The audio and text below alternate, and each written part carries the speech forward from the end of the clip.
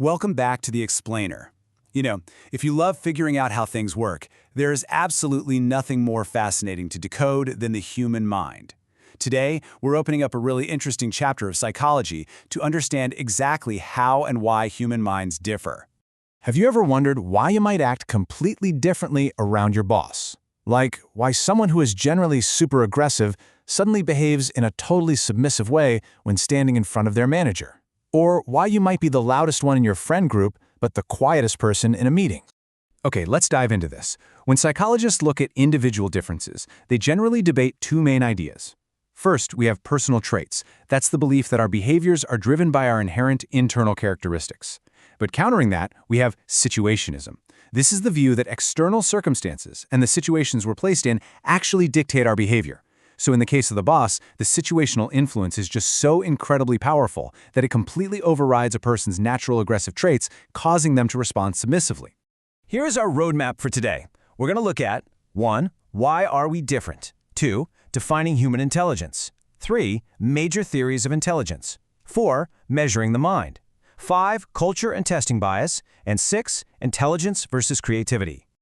All right, kicking things off with Section 1. Why are we different? The study of individual differences. Moving right along to Section 2, Defining Human Intelligence, which is way more than just grades.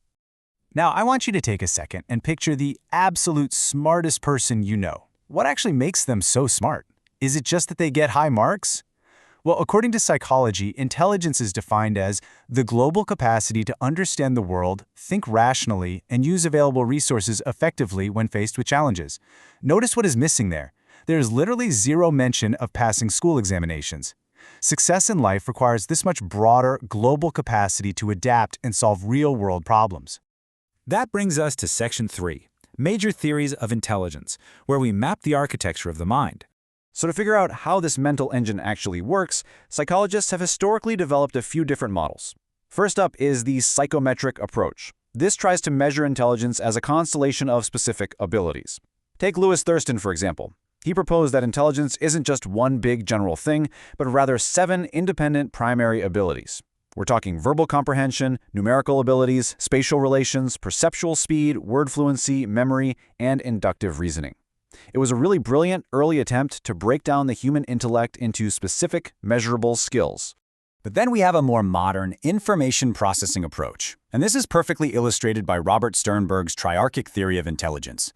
2 key elements really stand out here. First is experiential intelligence, which is how we use our past experiences creatively to solve brand new problems. And second is contextual intelligence. Think of this as your practical street smartness or your business sense. It's the ability to easily adapt to your present environment or even tweak that environment to fit exactly what you need. These are the folks who turn out to be highly successful in daily life, regardless of whatever their academic records say. And these ideas build beautifully into what's known as the PASS model. This is a framework that operates sequentially. Step 1, an optimal state of arousal or attention is the absolute prerequisite. I mean, too much or too little arousal, and you just can't focus. But once you actually attend to a problem, you hit Step 2, processing that information, which you do either all at once or sequentially. And finally, Step 3 is planning, where you formulate and execute your solution. Let's shift gears to Section 4, Measuring the Mind, the Mathematics of IQ. So, how do we actually put a hard number on all these abstract concepts? Well, when we map intelligence quotient, or IQ scores, across the general population, a classic normal curve emerges. Now, what's really interesting about this data is that exactly half the population, 50%, falls right into the average IQ range of 90 to 109. We also see the low average group sitting at 16.1% and the borderline group at 6.7%. But what about the extreme ends of intellectual functioning? That brings us to a really powerful number, 2%. It's so important to humanize this data. Only about 2% of the population is intellectually gifted, meaning they have an IQ above 130. And on the flip side, roughly 2% of individuals are intellectually disabled, with an IQ below 70. These folks face significant challenges adapting to their environment and often require very specific, moderate to constant support throughout their lives. Moving out to the bigger picture, Section 5, Culture and Testing Bias. Is one test fair for all? We need to zoom back out from the math for a second to look at the broader, real-world implications. Can a single standardized test ever universally measure intelligence in a world as culturally diverse as ours? The short answer is no way. A huge criticism of traditional IQ testing is its heavy reliance on specific language and cultural experiences. A test created in one culture might deeply disadvantage someone from another. To fix this, psychologists develop culture-fair tests. These use nonverbal and performance-based assessments that don't discriminate based on a person's cultural background or how fluent they are in a certain language. To give you a really specific context from our source material, let's look at intelligence testing in India.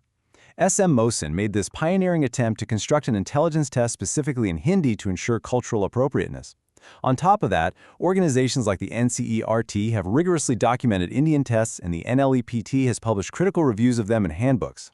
It is just a fantastic example of adapting the science of psychology to fit the actual cultural reality of the people being tested. Finally, Section 6, Intelligence versus Creativity, Beyond the IQ Score. Here, we're contrasting the somewhat rigid, quantifiable nature of IQ testing with the totally boundless nature of human creativity. While intelligence is about using resources effectively, creativity brings altogether new ideas, facts, or theories into the world. And there's an amazing progression to this. During early childhood, kids express creativity mostly through physical activities. But at its absolute highest level, creativity shifts entire paradigms, like Albert Einstein's theory of relativity. You can have a sky-high IQ, but generating altogether new products and ideas, that requires that special, unquantifiable spark of creativity. So, as we wrap up today's explainer, I want to leave you with a final provocative thought. Does your street smartness, your contextual intelligence, your creativity, your unique personal traits make you more adaptable than an IQ test could ever possibly show? The human mind is incredibly varied, and a single number can rarely capture the full brilliance of how you navigate the world. Thanks so much for joining me. Keep learning, and I'll catch you in the next explainer.